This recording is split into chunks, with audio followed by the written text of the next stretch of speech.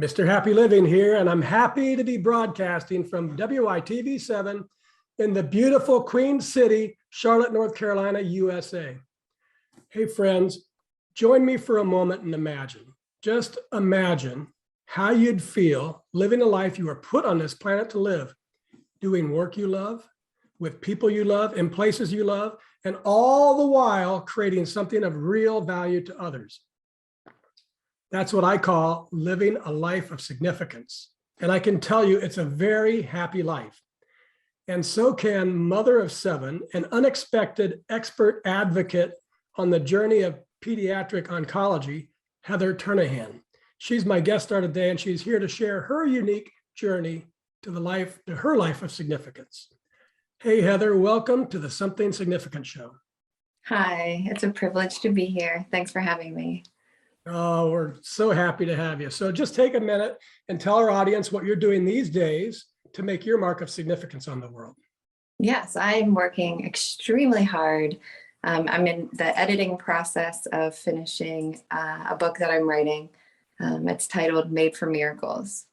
And it is essentially a book about our journey with healing our then 4-year-old, now 6-year-old, from an extremely dangerous cancer. And I think if I were to give a brief explanation of what the book is really about, it's about my spiritual walk with the Lord, listening to him, hearing him, the grace that accompanied that, and a lot of supernatural knowingness of things that we needed to do for Micah that went against the grain. A lot of natural healing, a lot of honoring and working with the doctors, and how even I think the amount of trust that you have to have in a situation that way. And so, yeah, it's all the things put together, and I'm in the process of editing it right now, which is super healing within itself. Very good. So Yes. I'm sure it's very interesting going through the process and then spending time writing about it. You're kind of reliving the whole thing again, and it must be pretty emotional at times, I would imagine. It is a good emotional. Yeah. Like, it is a fantastic emotional. You know, I think as a mother, for my personality, I'm very driven. And so my personality going through that with Micah, I was just, I had a mission and a goal, and I was going to accomplish it. And so now to be able to go back, and I wrote every single morning I wrote. And so to take everything and its raw and natural, submissions, I took it and I'm editing it and I'm making it this incredible book. And so being able to go back, and in trauma, we forget, right? Sometimes trauma makes us forget and we store things. And so this is great for me to go back and read the things that I may not necessarily have remembered and really deep heal, be brave to look at it and heal and cry again. But it's a good cry, But so. I can relate. I forget about things that I've written, and I haven't had the trauma. So I have just no excuse except bad memory. So Heather, let's do a little mathematics, and let's let our friends across the World Wide Web get to know you through the equation of our happy formula. And the formula, it's simple but powerful. Capacity plus purpose equals happy. So let's start with capacity and your practices for building your own personal capacity, whether it's physical, mental, spiritual, financial. In other words, Heather, what do you do on a regular basis to create all the capacity you need to take good care of yourself and your loved ones and still have plenty left over to give to others? Yeah, so I would say number one is spiritual. My relationship with God, Holy Spirit, and Jesus is it's my drive, it's my go-to, it's how I function. I have 7 kids. I have to be able to hear the voice of God. And I think it's interesting because even when I was little, I could always hear God's voice. And so being able to hear him audibly was something that always came to me very naturally. And, being in and out of the church, and I was a children's pastor for a split second. Not everybody believes that you can hear the voice of God, but I don't know what I would do if I couldn't hear the voice of God, And so I think for me, spiritually is my first capacity. is I spend a lot of time listening to God, a lot of time just being with him. And sometimes I will just sit crisscross applesauce on my floor and just listen, or just be. If he doesn't want to talk, for me, it's very relational. It's not, I have to do this devotion, I have to do this, I have to obey. It's not. Obedience is part of it, but it's relational. So for me, to fill myself up so that I can give out, so I don't run dry, it's really drinking from, the cup of Christ, being with him, just literally just being with him, and so that's my number one. And again, not in a structured way, but in a relational way. And sometimes I explain it like, when you in relationship, I need to, with my husband, him and I sit together, we spend time together, we feel close together, we're connected together, but we don't always do the same thing. And I'm not always talking to him. I have to listen to him as well. And so for me, and, the spiritual capacity, it is, God, what do you want to do today? How do you want to hang out? And I think it's all day, every day. If one of my children, if I'm struggling with one of them, I have no idea what to do, I can go to wisdom because I know that she knows exactly what to do. And so it's like getting that download of wisdom real quick. Oh, I need to get on his level and look at him in the eye and love on him right now because he's obviously irrational. What does this child need? And so I really lean on the spiritual side of things. And I would say my second is mind, like my mind. I'm always reading, I'm always learning. I love meditating. Meditation is a very huge tool that I use in healing. And so it's, I use a lot of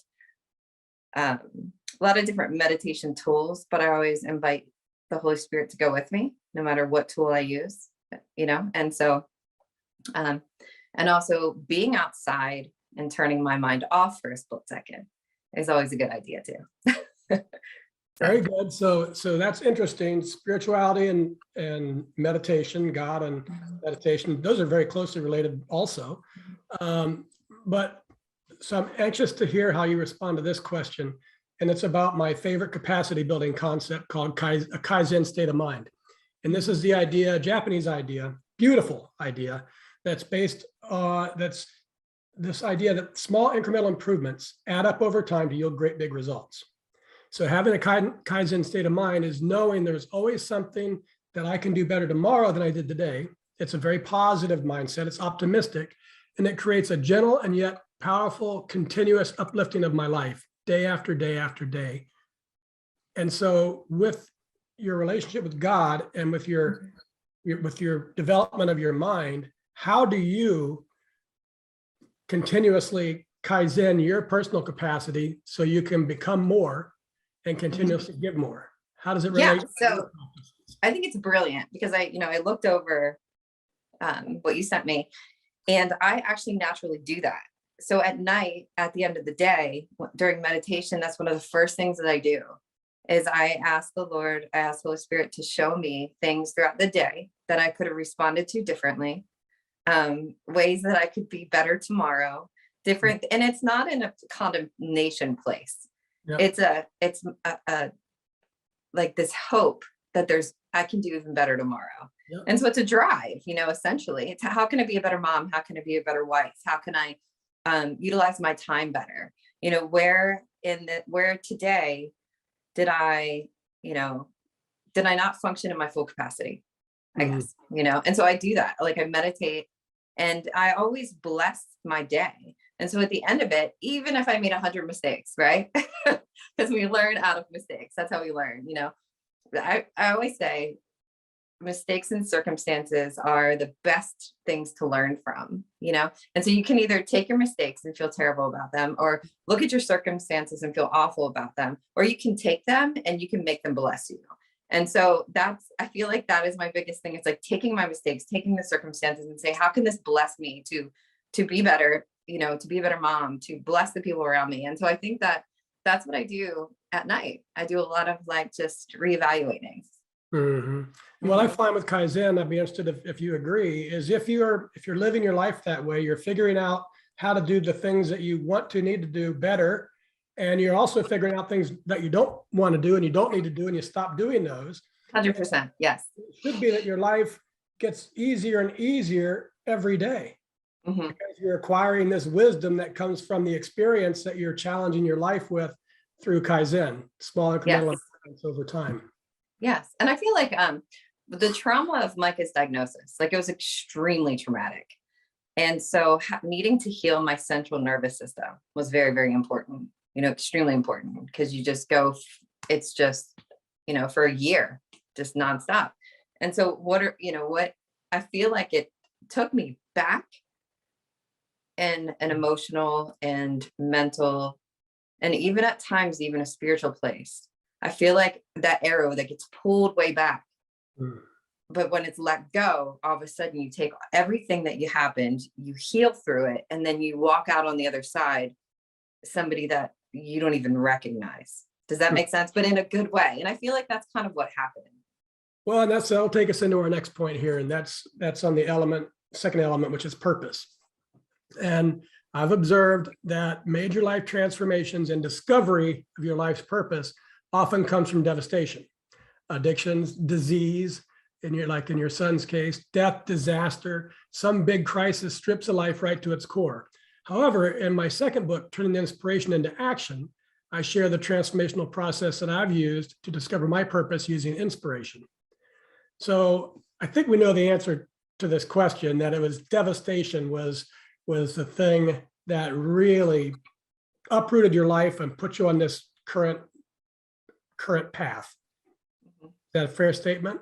Yes, yes. Just talk about that moment, share a little bit about what happened with Micah and how that changed you and your life going into that moment, and then how it reshaped your purpose as a very busy mother of Yes. six, to have the strength and the power not only to get through it, but then to do something with it on the other side. Yes. So I feel like there's a lot of foreshadowing in our story. So I've always been a writer. I've always loved to write. Writing has always been my way of being creative. It's been my art. And so even at a young age, writing has always just been very special to me.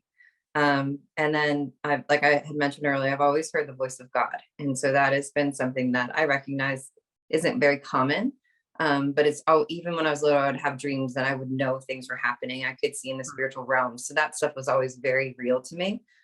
And then thirdly, in college, I surfed a lot. In fact, I dropped out. I went back and graduated, but I dropped out and went to Costa Rica for a few months and lived in a tent and behind a surf shop and ate real healthy and was like super healthy hippie, like loving life. And I became very passionate about healthy living and not really, not the westernized standard of living, but realized I didn't necessarily need that. And I felt that our bodies could heal on their own. And in college, when I graduated, there was a part of me that really wanted to create a organic shop and this is like 20 years ago, you know what I mean? A long time ago. So I wanted to do like a shop, like a healing shop, organic supplements and stuff like that. And so those things have always been there. It's like foreshadowing. It's interesting. Oh, and then college, in my feminine literature class, I took I studied Rachel Carson. So I don't know if you know her or not, but she stood up against the pesticide company. Okay. Right. Yeah. And so she pretended that she was a boy and she wrote a man, and she wrote several articles to try to get it banned because she knew it could cause cancer. Right. And so I studied her and I just was amazed by her. And I recognized that we were really poisoning our earth. Yeah. So there's all the foreshadowing. So fast forward, here comes Micah. He gets diagnosed. He's what, number 6 in line of 7? Or 5. He's 5. Yes. Yep. So there's the older boy, 2 girls, 3 little boys. I call them the 3 little bears. And then my caboose her name is Haven Rain. Okay. And so little girl.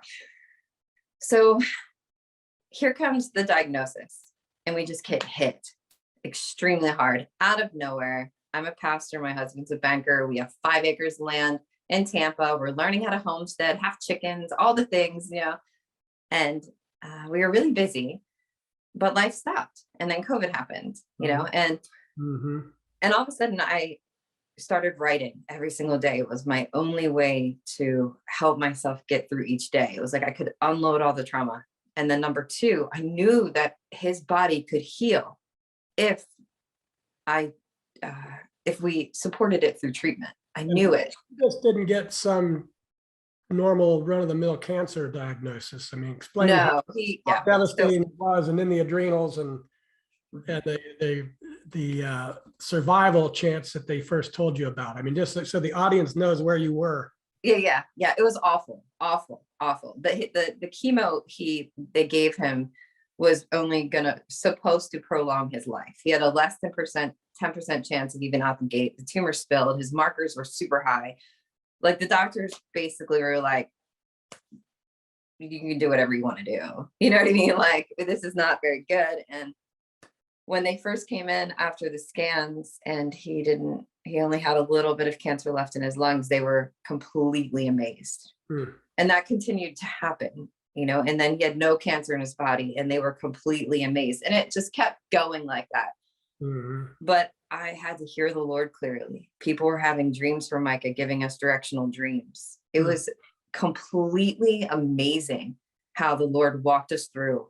And I in a vision, I saw the house. We moved from Tampa to Memphis so that Micah could go to St. Jude, because St. Jude was one of the only hospitals who had seen this cancer and had maybe one or two success stories with it, maybe. So, and God led us here. He spoke to us so clearly. And in a vision, a month before, I saw the house that we live in now.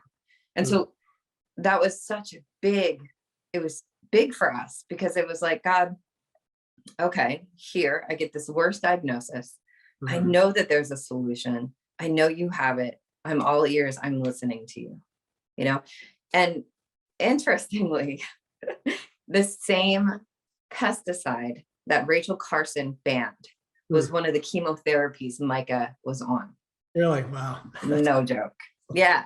So there's a lot of foreshadowing in my story. And I look back and I'm like, and that's one of my passions now, is to educate others on the toxicity that a lot of our children have accumulated that can cause cancer diagnosis. So going into this and coming out of it, what is the change in you in terms of your feeling, your purpose, your reason for being on this planet? What's changed? So I see the things that the Lord had, the foreshadowing.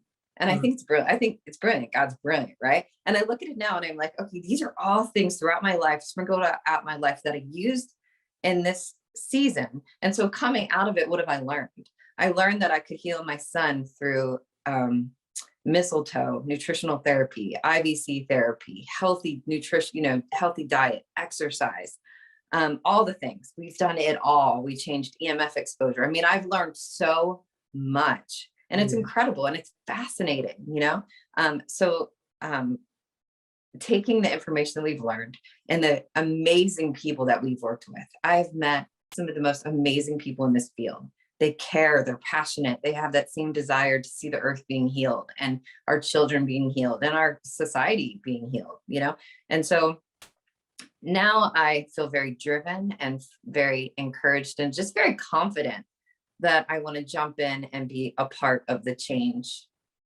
And, people call it integrative therapies. I don't see it as that. It's not integrative at all. I think it should be mainstream. I think it should be, even before you jump into all this chemotherapy, that should be secondary. And so maybe that's the change that I feel inside of me, so. Well, that's awesome. And my goodness, Heather, it's been an incredible journey for your little boy and your entire family. Yes. Let's take a pause here, because I want to tell everyone about three things: how they can get crystal clear on what they want from their own life, how they can design their life on purpose so they'll get it, and how Happy Living is standing ready to help them.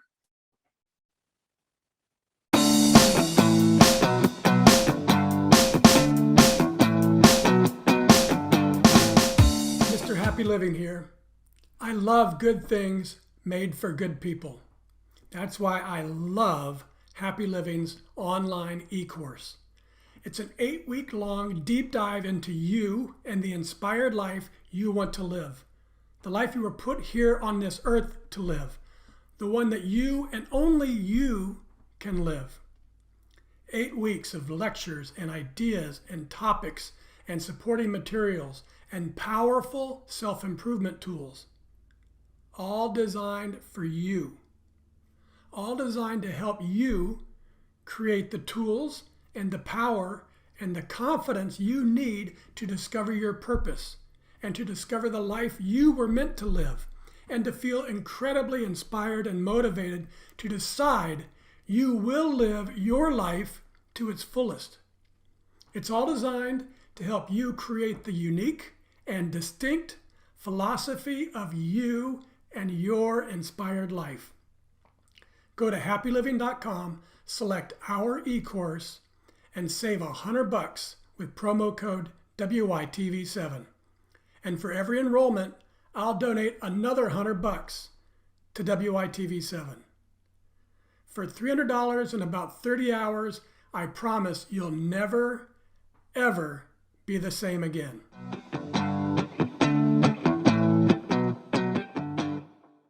And we're back. And this is the Something Significant show. And I'm Matt Gersper. And my special guest star today is a writer and author and soon-to-be published author of a soon-to-be published book called Made for Miracles, Heather Ternahan. So Heather, I love this article called The Science Behind the Power of Giving. I found it on lifescience.com, and it says the act of giving itself can be a gateway to discovering your reason for being on the planet. It says there's compelling scientific data to support the notion that giving one's time and talents and treasures is a powerful pathway for discovering purpose, transcending difficulties, and finding fulfillment and meaning in life. So I updated our formula. Capacity plus purpose plus giving equals really happy. So what do you think, Heather, from your own experience? Have you found that giving your time and talents and treasures has been a pathway for discovering your purpose and transcending difficulties that you've faced and for bringing real meaning into your life? 100%. One of the something that fuels me to continue to write this book, and to also, we are creating a website for parents who are interested in healing another way. So what do you think, Heather, from your experience, have you found that giving your time and talents and treasures has been a pathway for discovering your purpose and transcending difficulties that you've faced and for bringing real meaning into your life? Absolutely. I think one of the most significant things in this journey is encouraging others with being able to hear God as clearly as I have been.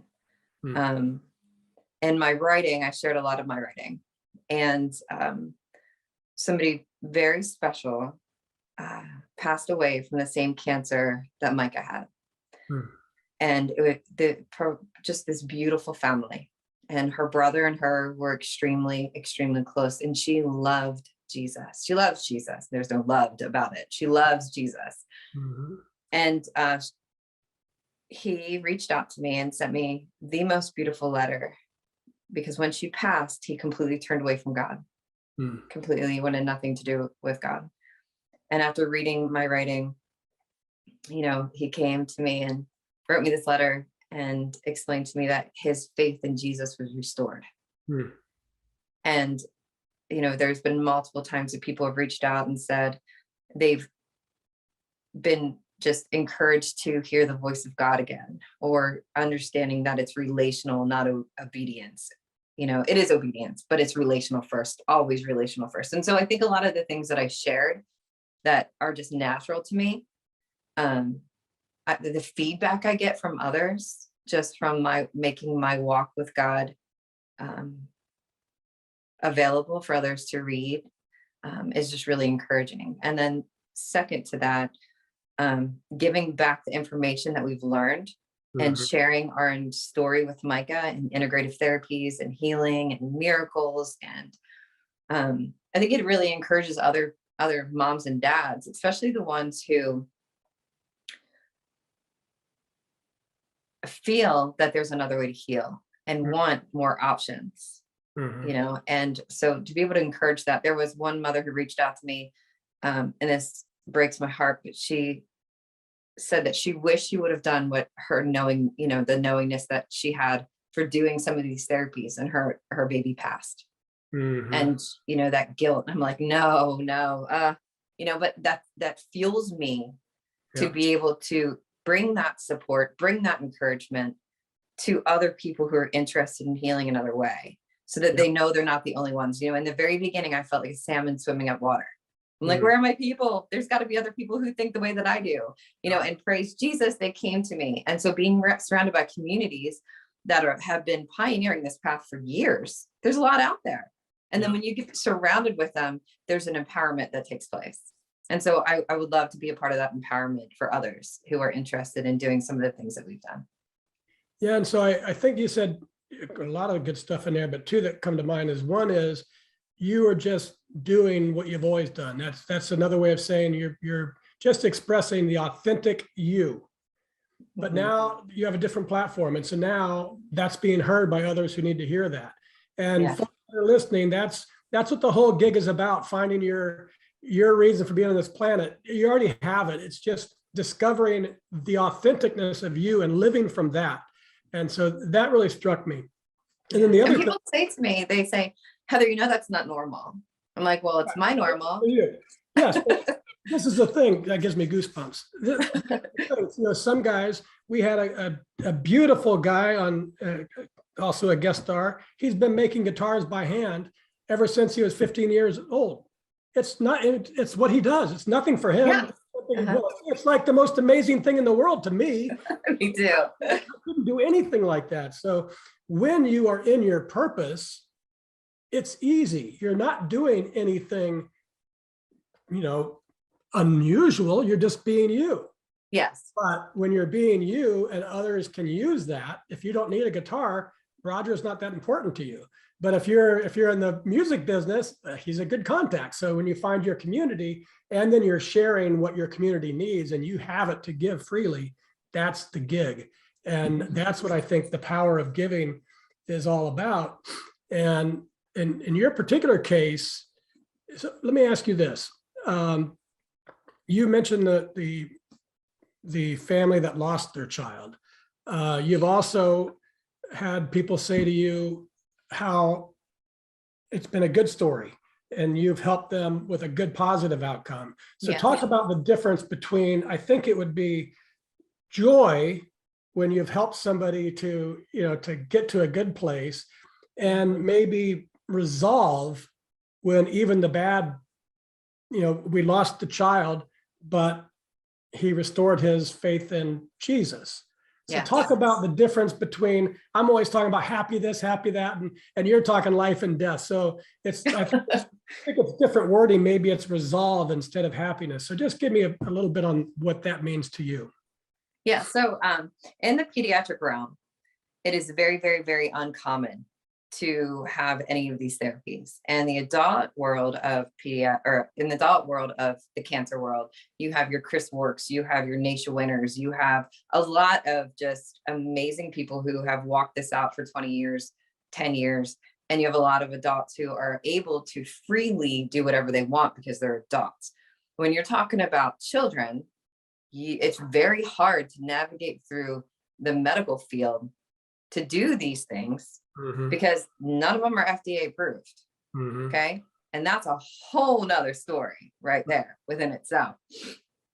And, when you think about the things that the FDA has approved, there's a trust problem there, And so you as a parent, you're walking into this medical realm where you feel like you need to do A, B, and C, and they're saying, nope, you can only do it this way. And thank God that there are people who are starting to make this more normal and who are asking for it. And the more parents that ask for it and the more support that we have, the more you're going to see these things be common practice. And so I don't even think we have entered into pediatric oncology with a lot of these things yet to even say that we, other parents have had success with this stuff. Does that make sense? And so I am just now reaching other families who are interested in these things and their kid is thriving through treatment. Micah thrived through treatment. They didn't even understand it. I had one of the doctors we were sitting there, and I actually, he was supposed to do 8 rounds of chemotherapy. And I heard very clearly God say 7, so clear. And I'm like, how am I going to do this? Somebody's going to call CPA on me. I'm going to get arrested, because if you don't do what they tell you to do, you can get in trouble, as a parent. It's bizarre, but yes, you can. And so this main doctor of St. Jude looked over at Micah. We had a meeting, and I told him, I'm like, look, I have one chance to do what I know in my heart is best for my son. And I feel like God, and I was very honest with them. I'm like, I feel like God is telling me to stop at 7. And if I don't stop at 7, then I have gone against everything in me. You know what I mean? To make you happy when we don't even have enough research to say that this even works. He was on the hardest chemotherapy protocol on the solid tumor floor in St. Jude.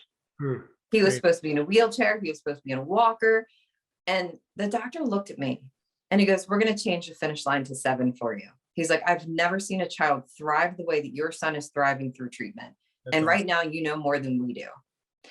And so I feel like we've learned so much through Micah, and so much from God, and so much from all these foundations who, like I said, have pioneered this thing mainly for adults. And I feel like you're now just bringing it into the pediatric oncology. And so, and so that's my point. As you're doing that, and as you're actually helping families, I can imagine the joy you had with a successful outcome with your son. But it's a different thing when you're giving to others through your purpose. Yes. You touch this. How does it make you feel when I think I read someone says, when I'd given up on listening to the voice of God, your story of intentionally asking God, listening to him, and practically walking his word restored my hope and his faithfulness and wisdom. And another parent said, so thankful that you pioneered another way to heal and then shared the journey for others to be encouraged and informed. So when you're hearing that, how does that make you feel? It wants me to continue on. Yeah, 100%. There was a little girl. We have an incredible integrative doctor. Her name is Dagmara Biney. She's a doctor. She's integrative. She has a practice. And there was a little girl that just recently relapsed from, I think it was neuroblastoma probably, which is another, one that isn't, it's just a really sad diagnosis. And there was nothing else that the medical world could do for her. They let her go. They were like, sorry, you only have a couple months to live.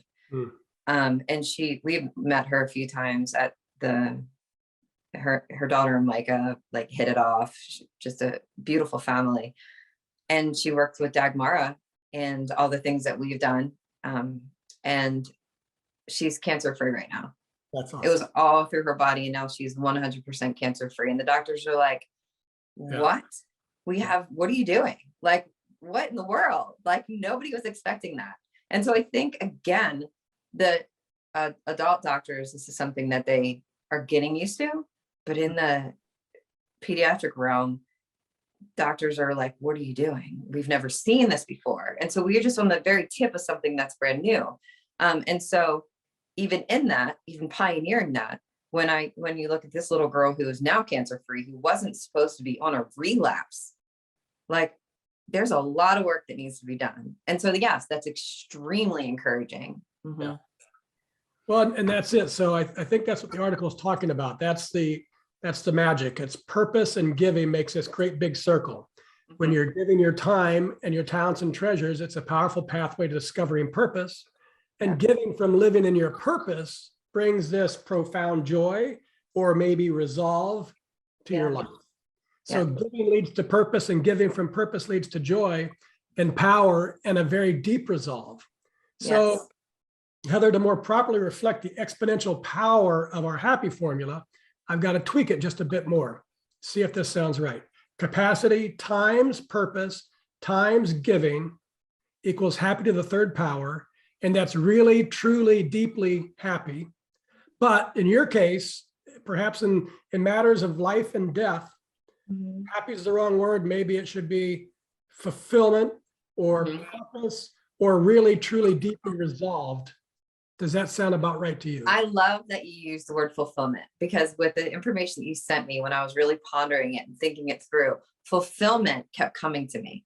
It's that fulfilling, to help other kids thrive through treatment, or even, see these miracles of healing. Like, that's so fulfilling to finish this book so that it can get in the hands of other families and other people. Like, it's just fulfilling. And so, yes, I would agree. That was actually wrote that word down. Mhm. That's perfect. And, matters of life and death are different. Making a guitar or fixing a car, you can be happy. Surfing, you can pursue happiness. Yeah. Happy doesn't seem the right word, but it's a powerful, uplifting, charging forward sort of feeling, right? Yes. You can't stop. Yes, You no, you cannot can't. stop. No. No, that's great. Good stuff. Okay, let's wrap things up with the lightning round. Okay. I'd love to read some of my favorite quotes and then have you respond telling us just what it means to you. Okay. The first thing that comes to mind, Heather, because it's called a lightning round. Yes. So, like, sentence or word? Sentence or word, just the first thought that comes to mind. You don't, This is fun. the response has to be fast. The answer doesn't have to be super fast. So Got this it. is from Witter Biner. He says, be concerned not with obedience, but with benefit. And you are at the core of living.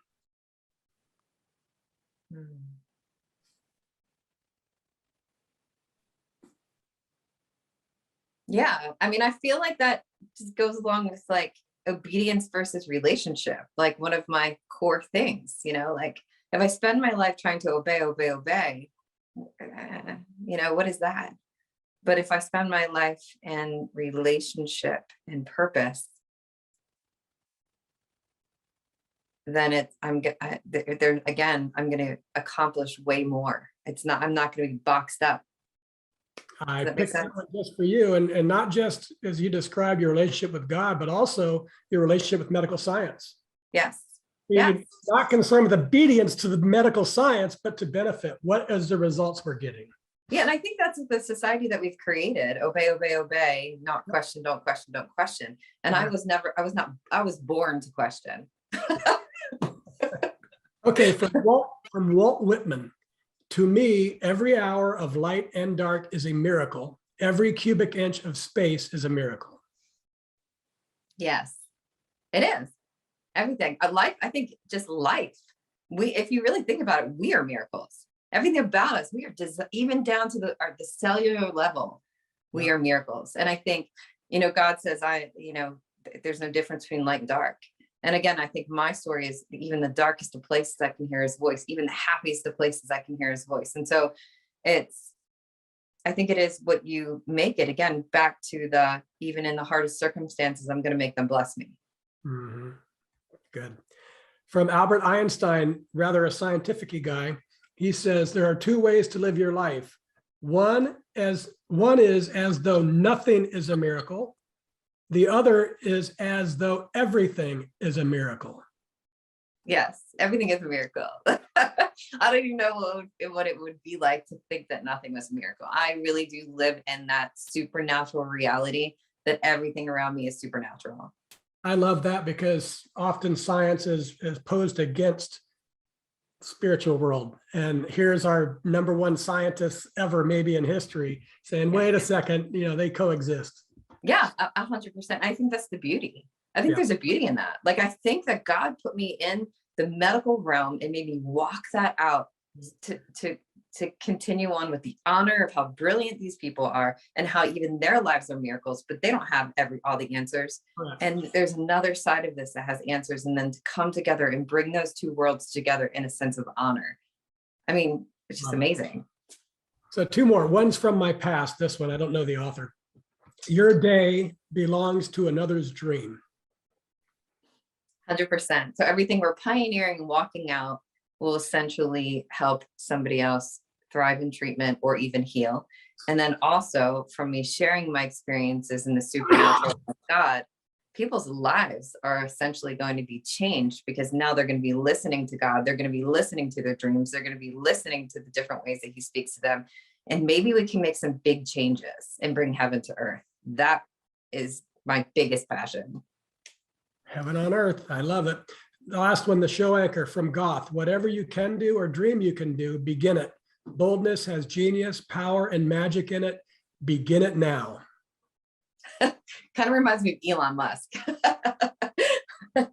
Like just I can do this. You know, like I think recently he was asked, what would somebody tell you if you couldn't do something? And his response was, well, I've probably already done it.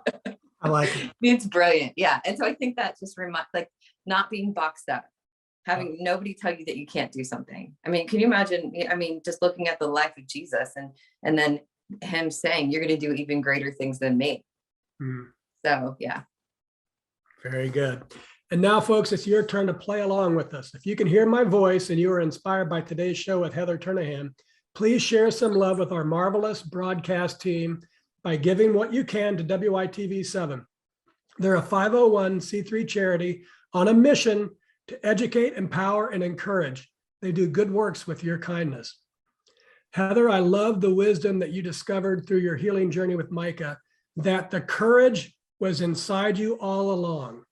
And I admire how even though Micah is healthy and well, you're not resting, but rather you're on a mission to encourage and empower and help other parents through their difficult journeys with the trauma and shock of pediatric oncology.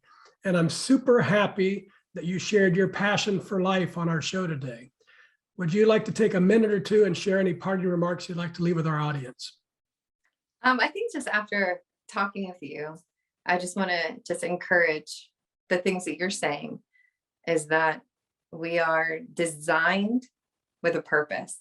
Each one of us independently, individually designed with purpose.